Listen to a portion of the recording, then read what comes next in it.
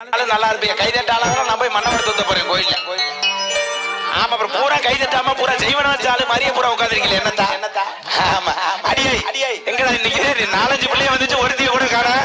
வாங்கடி உள்ள, நீங்க மாத்தினது உங்க சிமெண்ட் மூட்டையில பவுடர் அப்புனதெல்லாம் போதும். வாங்க இன்னைக்கு நீ இவ்வளவு நேரம் குண்டிய நெளிச்சிட்டிய, நீ முழுசா நெளிக்கத்தான் நான் வந்திருக்கேன். வாங்க இன்னைக்கு தானே ஒரு ஆள் பேச போகுது, மழை வர போகுது. டிஎம் அதான் எடுத்து என்னதா சேலை வேணுமா? இருந்தாரு வேண்டாமா? சரி, அவுக்க மாட்டேன்.